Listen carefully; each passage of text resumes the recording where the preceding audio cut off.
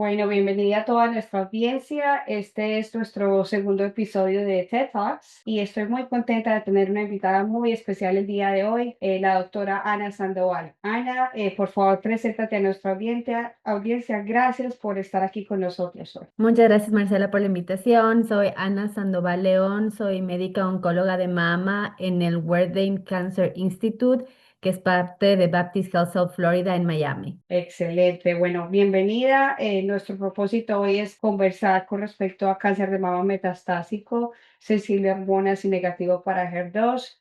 Hoy vamos a tener una discusión muy interesante recorriendo lo que usamos ahorita frecuentemente para el tratamiento de estos pacientes, que es el uso de inhibidores de CDK4/6 con terapia endocrina.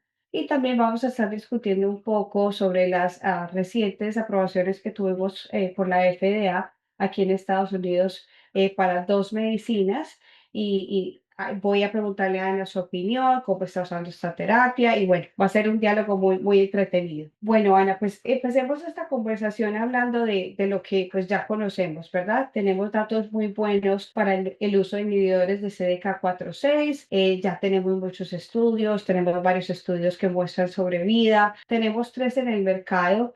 ¿Por qué no nos cuentas un poco cuál es tu preferencia para usar el uno o el otro? ¿Qué tienes en cuenta? Y más o menos como cuál es cómo es tu enfoque y cómo haces para escoger cuál vas a usar en cuál paciente. Bueno, como sabes, los tratamientos de primera línea para el cáncer hormono positivo HER2 negativo es un inhibidor CDK4/6 junto a terapia endocrina, que es un inhibidor de la aromatasa en general. Y tenemos tres, como tú lo has dicho, tenemos palbociclib, que fue el primero que fue aprobado, de ahí tenemos ribociclib y abemaciclib. Todos estos han mostrado que duplican por lo menos o hasta un poco más la supervivencia libre de progresión o el PFS, pero realmente solo ribociclib y abemaciclib han mostrado sobrevivencia global o el overall survival. Y es por eso que mi preferencia es ribociclib. Me parece que es el que tiene más data con sobrevivencia global y es lo que converso con mis pacientes, pero también siempre hay que tener en cuenta la parte de los efectos secundarios. Entonces, dependiendo del tipo de paciente y los efectos secundarios y también qué tanta enfermedad tenga, es lo que escojo cuál utilizar. Pero en general, el que más utilizo es ribociclib.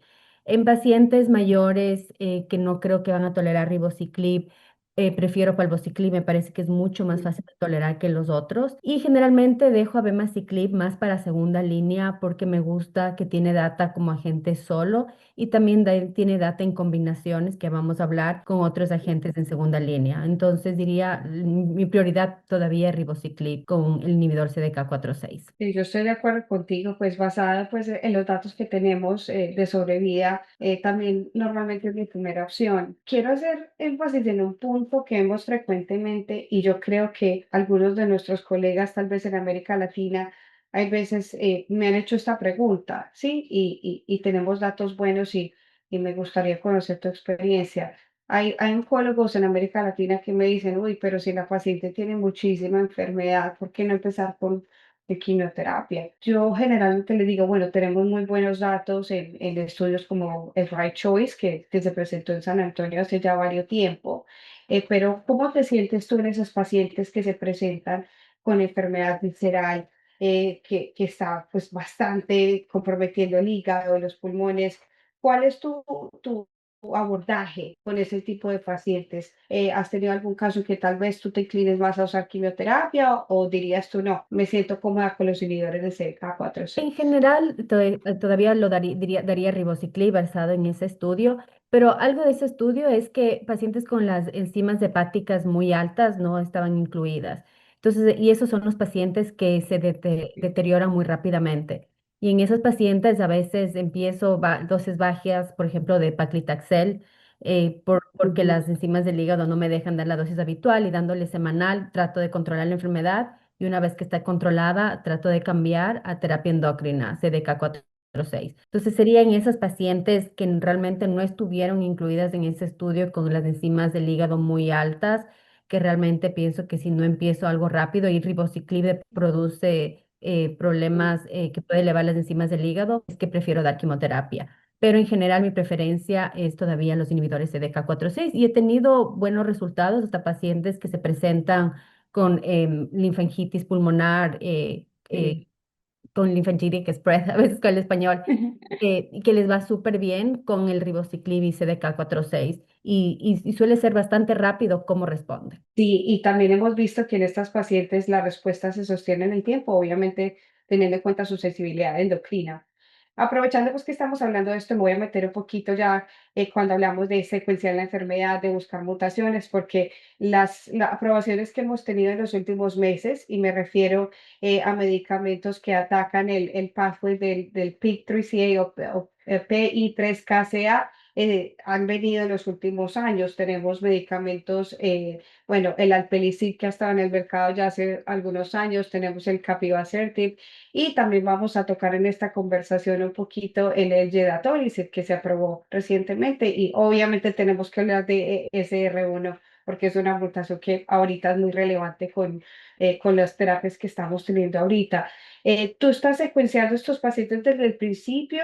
Cuéntanos cómo es tu estrategia cuando tienes esta paciente que se presenta con enfermedad metastásica desde el principio, les haces su secuencia para buscar mutaciones desde el principio, ¿cómo estás manejando esta parte?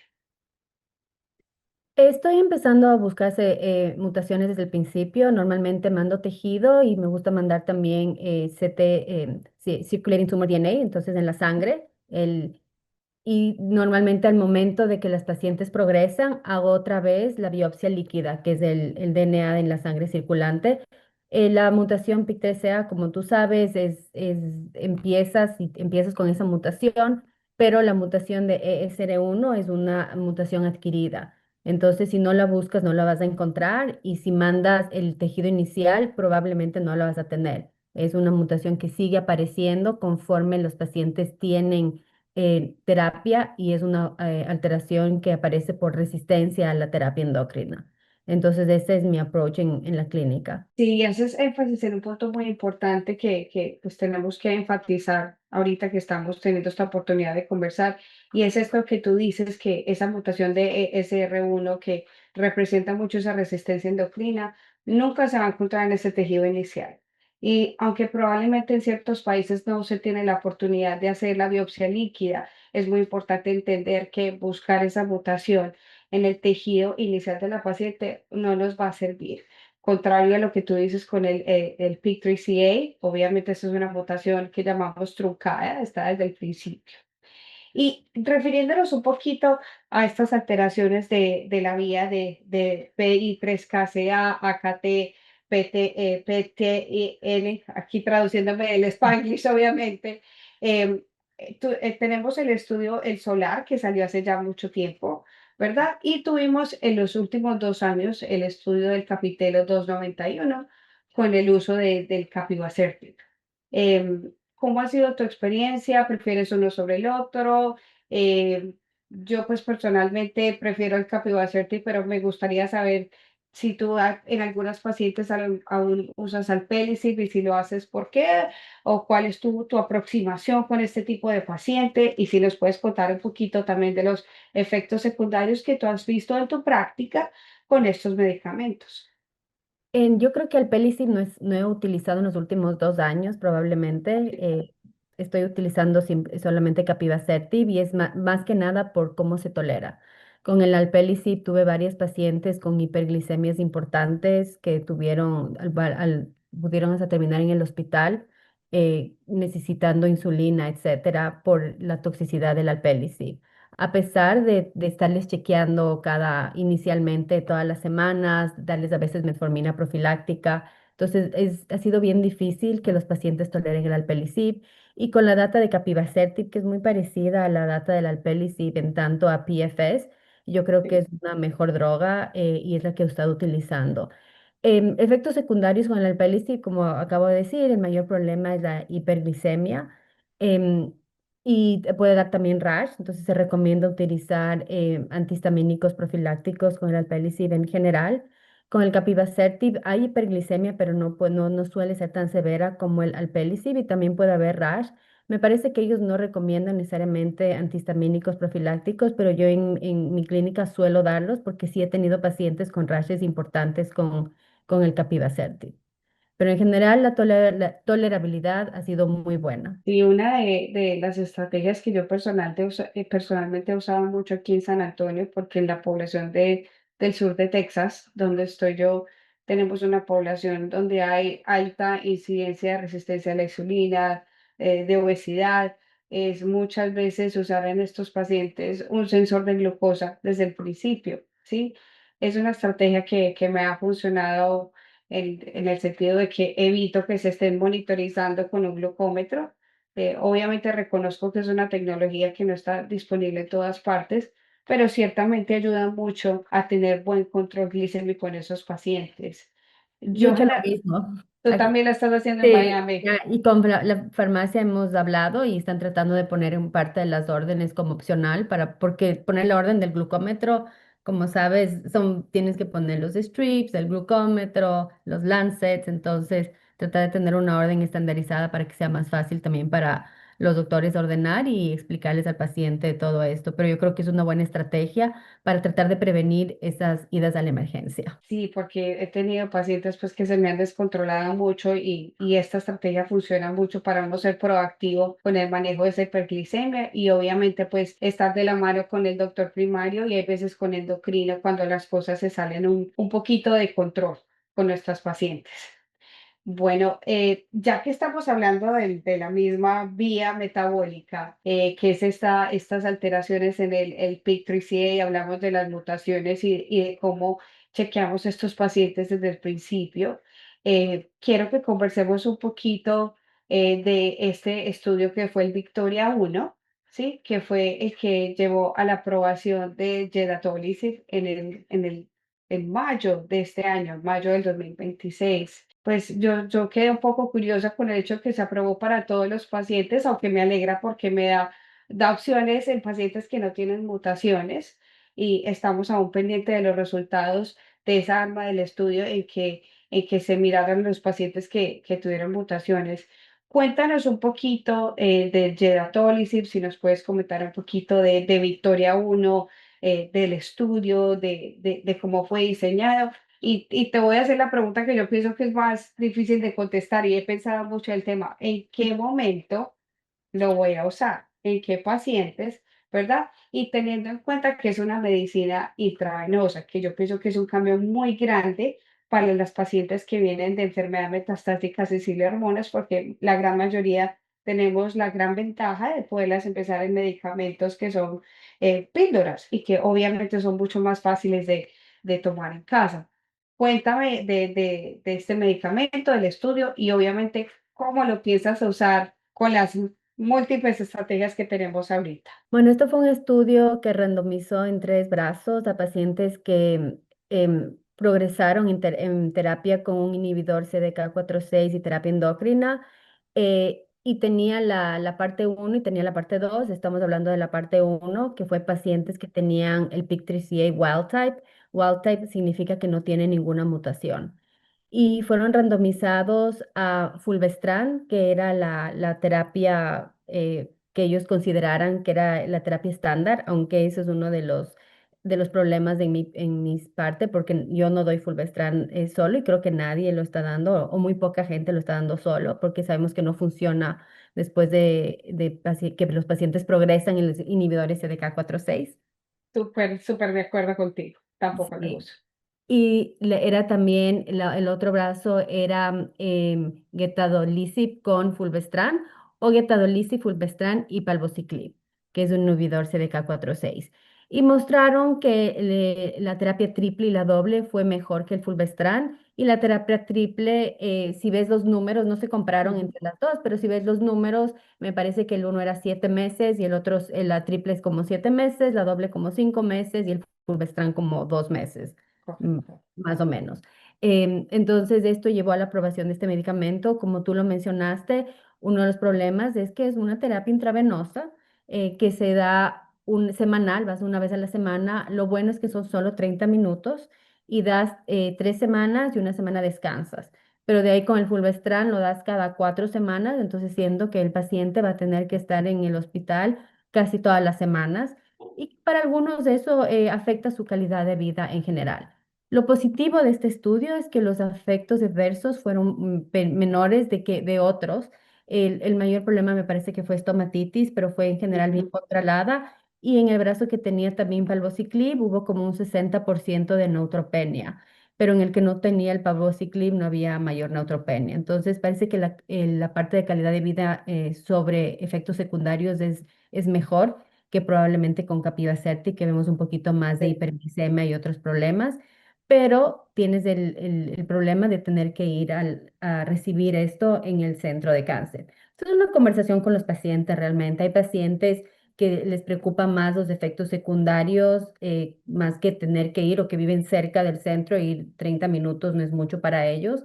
Y hay otros pacientes que viven lejos, que no manejan y que ir al centro es afectar a toda la familia, entonces probablemente en esos pacientes no sea la mejor opción. Y tú ves este medicamento entonces como tal vez la opción que tú usarías en un paciente que tú le haces la secuencia y no encuentras mutaciones, ¿tú lo verías esto como tu segunda opción en este punto? O crees que, porque pues, generalmente en estas pacientes que yo considero que aún van a tener respuesta a la terapia endocrina, que yo considero que aún tienen sensibilidad a la terapia endocrina. Muchas veces teníamos el uso de los inhibidores de mTOR, inhibidores de angiogénesis como el everolimus, y tenemos los datos del estudio de Bolero, que ya son estudios ya de hace muchos años. ¿Tú te ves usando esta combinación en tus pacientes que progresan después de la primera línea de CDK4/6 con terapia endocrina? ¿O cómo crees que vas a secuenciar estos pacientes ya que tenemos la aprobación de la FDA? Yo creo que si no tiene ninguna mutación, tendría la conversación con el paciente y hablaría de verolimus con fulvestrant versus esto o versus fulvestrant con otro inhibidor CDK4/6. Yo todavía reciclo el inhibidor CDK4/6. Tenemos data con ribociclib y con abemaciclib en este campo que funciona también. Me parece que los números son un poquito mejores con gedatolisib y la tolerancia es mejor, pero tienes el problema de tener que ir al centro de cáncer. Entonces realmente sería una conversación con el paciente. Mi preferencia probablemente todavía sería algo oral, como fulvestrant con everolimus, y trataría de utilizar esto en tercera línea. No tenemos data de que funcione después de que tengas progresión con everolimus, si bien también, porque también inhibe la vía mTOR, pero me parece que inhibe completamente PI3 y mTOR, entonces probablemente esperaría que si una de estas son las vías de resistencia a everolimus, todavía funcione gedatolisib, pero esto no lo sabemos. Entonces, mi idea es más utilizarlo como en tercera línea en este momento, en estos pacientes que no tienen ninguna mutación. No sé qué Sí, piensas tú. y sí, es difícil la conversación y yo pienso que también, como tú dices, depende del tipo de paciente. Porque si tú tienes un paciente que te hace una progresión relativamente rápida a tu inhibidor de CK4/6 inicialmente, que es ese paciente que tú dices, estoy un poco nerviosa porque pienso que ya la parte endocrina, incluso si no encontraste una mutación para ESR1, ya tú dices, este paciente probablemente tiene algún grado de resistencia endocrina. Pienso que tal vez no pueda ser la mejor opción. Y pienso que tienes razón en el sentido de que sí, nadie ha estudiado Gedatólisis en pacientes que han recibido un inhibidor de mTOR, pero fisiológica y biológicamente hablando, por ser un pan inhibidor, pienso que puede funcionar. Entonces, en mi algoritmo mental de cómo trataría y aproximaría a estas pacientes, estoy de acuerdo contigo. Pienso que es lo que yo haría en este momento. Obviamente, también nos falta ver cómo van a ser los datos de Victoria 2, nos falta ver los datos para la parte del estudio que son los pacientes que tenían la mutación, pero obviamente al sol de hoy es también mi estrategia, la comparto contigo. Me parece que algo presentaron de Victoria 2 y lo de Victoria 2 es interesante porque es para los pacientes con PIK3CA mutado Ujú. y, lo que me gusta de ese estudio es que el control era un control que utilizamos, era fulvestrant con alpelisib. Y Sí. también tenían alpelisib con fulvestrant con edatolizib y fulvestrant edatolizib palbo. Y si bien no recuerdo correcto, la combinación fue mucho mejor que fulvestrant con alpelisib. Pero creo que todavía necesitan madurar un poquito más la data antes de la aprobación. Sí, y tienes un punto muy importante y es que la rama comparatoria refleja más lo que hacemos hoy en día. Y yo Sí, pienso que ese punto es supremamente importante enfatizarlo porque así es y así es como practicamos hoy en día. Bueno, y voy a de pronto a soltar un poquito el tema porque obviamente quiero que nos enfoquemos en estas terapias nuevas que tenemos. Y aludimos un poco a la resistencia endocrina, la mutación de ESR1 y aquí pues voy a venir a que conversemos las dos un poquito de la aprobación reciente que tuvimos de el Vepdegestrant, y puede que no lo esté pronunciando bien, que es un medicamento que es nuevo para nosotros, único en su clase, aprobado por la FDA. En inglés se le dice un PROTAC, que básicamente en términos muy simples es un degradador del receptor de estrógeno. Em, a mí me sorprendió un poquito la aprobación, pues pienso que llegó pronto. Está aprobado para pacientes que tienen enfermedad metastásica con mutación para ESR1. Em, Cuéntame, ¿tú has utilizado esta medicina? ¿Has tenido la oportunidad de tener algún paciente que trates con ellos, con este medicamento? Y si no es así, de pronto, ¿en qué tipo de pacientes piensas usarlo o si es que piensas usarlo? Cuéntame qué piensas de esa parte. sí, es un medicamento muy interesante porque es un mecanismo de acción novedoso, pero básicamente es para eso, él realmente mostró que funciona solamente en los pacientes que tienen la mutación ESR1. No lo he utilizado todavía, no teníamos el estudio en nuestro hospital, pero creo que pronto, ya creo que ahora en agosto, vamos a obtener el medicamento para utilizarlo en el hospital de ser necesario. Lo que me gusta de este medicamento es oral y es muy bien Ujú. tolerado, entonces eso es algo bueno. Pero tenemos ya tres medicamentos en este campo. Tenemos el Acestran, Imlunestrant y ahora Vepdegestrant, casi no puedo Perfecto. pronunciarlo. Em, pero la data que más me gusta realmente es la de Imlunestrant con abemaciclib. Si bien la aprobación de la FDA fue Imlunestrant sola, NCCN puso en letras muy pequeñas que se puede utilizar con abemaciclib y es lo que estoy utilizando porque me gusta, me parece que el tiempo libre de progresión fue más largo en comparación a otros, aunque el caveat de este estudio es que me parece que la población no era tan, no había recibido tantas líneas de tratamiento como las pacientes en el Acestran. Entonces, En el mi, brazo. mi preferencia en este momento es probablemente imlunestrant con abemaciclib y eso es otra razón por la que me gusta dejar el abemaciclib para segunda o tercera línea.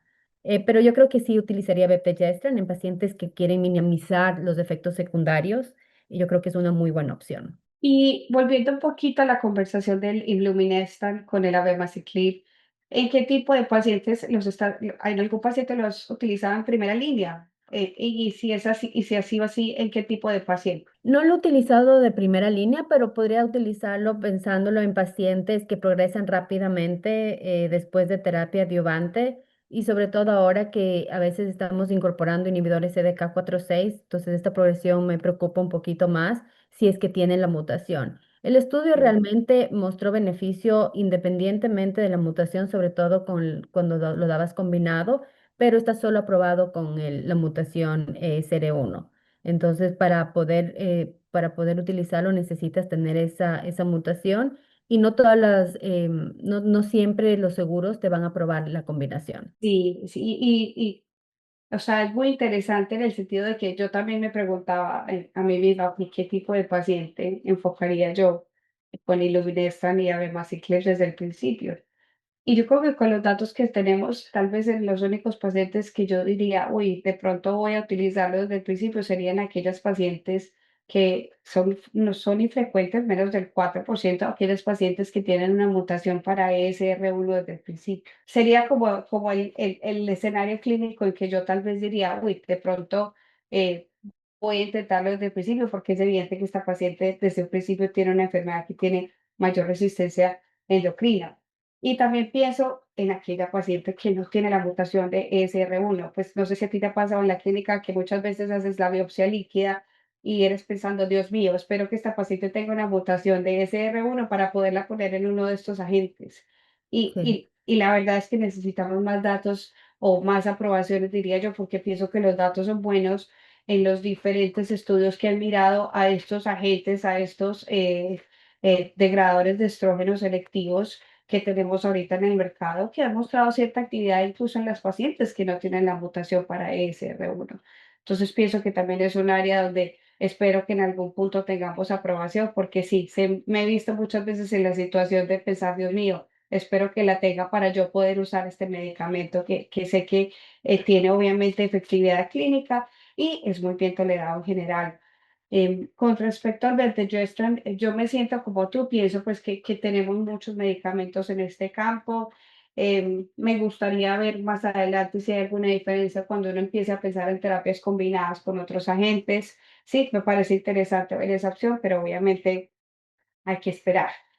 Y bueno, conversando, siguiendo pues con nuestra conversación con respecto al uso de estos agentes, los inhibidores selectivos de estrógeno, los SERDs que llamamos orales, que tenemos tres en el mercado, como tú dices, obviamente voy a traer el camisestrón a la conversación que vamos a tener. Camisestrón ha sido un agente del cual se ha hablado mucho en los últimos meses en el mundo de la oncología mamaria y más que todo eso tiene que ver con los resultados iniciales que tenemos del estudio de Serena 6.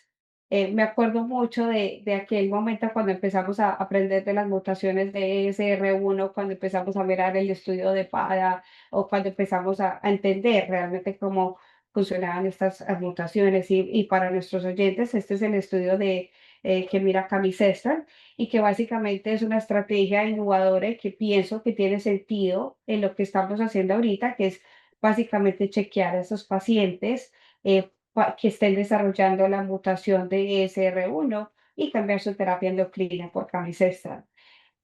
¿Qué piensas de ese estudio? ¿Cómo ves tú esto evolucionando? ¿Crees que vamos a tener la aprobación? Me encantaría saber qué piensas. Bueno, me parece interesante que en Europa lo aprobaron y que aquí no está aprobado todavía, que quieren un poco más de data, que esté más madura, todavía no tenemos la sobrevivencia global final.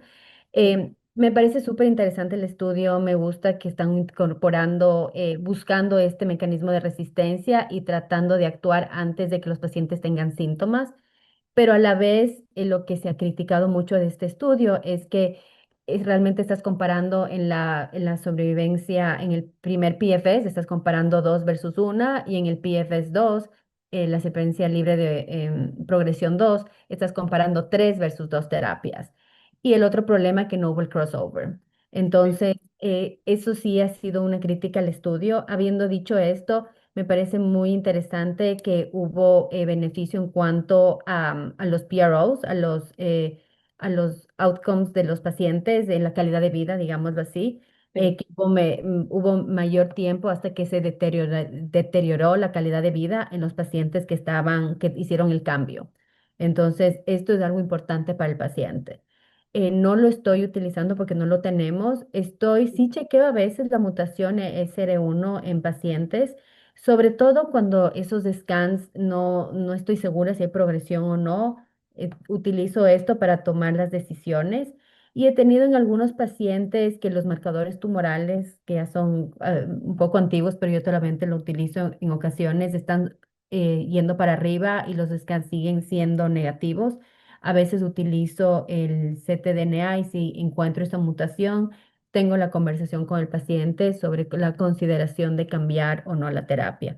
Y yo creo que si llega a ser aprobado este medicamento, es algo que tienes que hablar con el paciente. Hay pacientes que no les importa, pero quieren seguir con el mismo tratamiento y dejar esto para después, sobre todo si sí. esto no se refleja con sobrevivencia global. Y hay otros pacientes que no quieren ver esa progresión y que quieren ser monitorizados y quieren tener esos exámenes de sangre periódicos y hacer el cambio en el momento que se encuentre en la mutación. Entonces, si es aprobado, yo lo utilizaría pero siempre, como todo en oncología realmente, con esta conversación con el paciente y individualizando la terapia lo más posible. Sí, a mí, o sea, yo pienso que tiene todo el sentido desde el punto de vista fisiológico de chequear a las pacientes para ver si están desarrollando esa resistencia. Yo personalmente tengo dos preocupaciones. Una de las que me preocupa es el costo. Obviamente hacer estos exámenes cada 3 meses genera un costo y espero que encontremos la manera de tener un test que sea asequible a todas las personas, tal vez buscando un número limitado de mutaciones para que el costo bueno, como se dice en inglés, del assay no sea tan alto. Y sí, tengo mucha curiosidad de ver cómo se va a ver la sobrevida también, de si realmente el hacer el cambio antes va a significar que ese paciente o esa paciente va a tener una sobrevida más larga. Y estoy de acuerdo contigo, depende de la paciente. Yo también tengo pacientes que son muy proactivas, que dicen, no, yo quiero saber desde el principio, como otras que me dicen, no, yo estoy bien, déjame quieta, no me hagas nada. Muy interesante y bueno, esperemos que para el próximo mes, septiembre del 2026, tengamos algún tipo de información con respecto a esta terapia y que realmente la podamos utilizar con nuestras pacientes, porque yo pienso que tiene todo el sentido del mundo esa estrategia que tenemos. A ver, obviamente hemos hablado mucho y estoy segura que tenemos muchas cosas que no hemos cubierto cuando hablamos de cáncer metastásico sensible a hormonas. Obviamente ahondamos un poquito en el uso de CDK4/6, en el uso de inhibidores de PI3K o PI3KCA en español. Hablamos también un poquito de estas dos terapias nuevas que obviamente nos ponen a nosotros los oncólogos a pensar, ok, ¿cómo voy a secuenciar estas terapias? Y realmente es un problema bueno de tener en oncología. En oncología mamaria estamos teniendo muchas opciones y son opciones pues que son muy buenas para nuestras pacientes.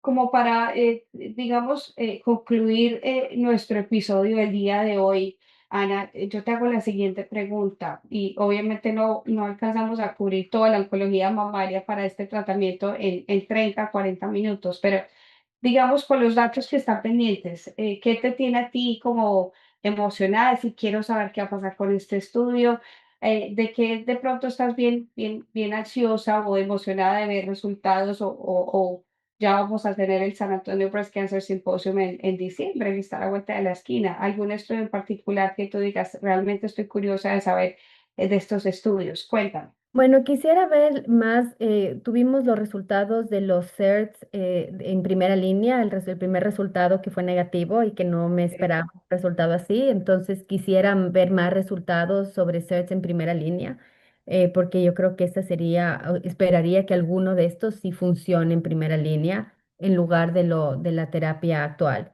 La otra son las combinaciones con el Acestran, por ejemplo, y con los diferentes, con inhibidores CDK4/6, PI3CA, que me parece que tienen con alpelisib, also también con capivasertib. Entonces me gustaría ver esas combinaciones para poder utilizar más de esta droga, porque yo creo que la segunda línea es más que terapia individual, es una combinación, si es que es bien tolerada, obviamente, para el paciente. Y ver la sobrevivencia global, ojalá tengamos pronto la sobrevivencia global de capivasertib, no Y de camisetra. de camisestrant, sí, de camisestrant, de Serena Six, y ver si podemos utilizarlo y lo pueden aprobar y utilizar este nuevo algoritmo. No sé cuáles son los estudios que a ti te Sí, intrigan. yo te digo, hay dos cosas que yo estoy que digo que necesitamos saber esto y pienso que es una necesidad grande. Estoy de acuerdo contigo en las combinaciones. Dar fulvestrant a las pacientes a veces se vuelve muy difícil. Y sobre todo cuando hay algo de sarcopenia, de pérdida de peso, no hay masa muscular, se vuelve muy difícil. Entonces, estoy ansiosa por saber los resultados de combinaciones. Tuvimos unos resultados fase 2 el año pasado. Espero que este año tengamos más resultados con el Ancestral, tal vez que es el que tiene más data y es tal vez el que ha estado en el mercado más tiempo. Y yo también espero ver más resultados en esas pacientes que son ESR1 wild type, o sea, las que no tienen la mutación, porque pienso que es una necesidad muy grande poder combinar las terapias con una terapia oral en vez de con una inyección que muchas veces genera pues dolor y mucha molestia a nuestras pacientes. Sí, son momentos muy emocionantes en la oncología mamaria y gracias a Dios yo siempre he dicho que tenemos un problema muy bueno de tener, que es tenemos muchas opciones para ayudar a nuestras pacientes. Y pues Ana, para cerrar, algunos últimos comentarios, palabras que tengas. Yo creo que hay que recordar a todos los oncólogos que necesitan buscar estas mutaciones. O sea, es importante hacer las pruebas y tratar de entender que la biología del tumor que nuestros pacientes tienen y seguir buscando estas mutaciones para poder dar la mejor terapia dirigida. Ese yo creo que es la conclusión del tratamiento de primera, bueno, en primera línea también, porque ahora tenemos la aprobación de Innovalucid en primera línea en pacientes que progresan rápidamente en la parte adyuvante. Entonces, yo creo que hay que buscar hacer las pruebas, test the patient, para tratar de encontrar estas mutaciones y dar la mejor terapia que podemos dar a nuestros pacientes. Estoy de acuerdo contigo 100% y quiero darte las gracias por darnos tu opinión honesta hoy, por compartir con nosotros y espero que podamos hacer muchos episodios más hablando de la oncología mamaria. A todos nuestros oyentes, muchas gracias por su participación y esperamos seguir produciendo más contenido para que nos encontremos y hablemos de cáncer de mama. Muchas gracias. Gracias.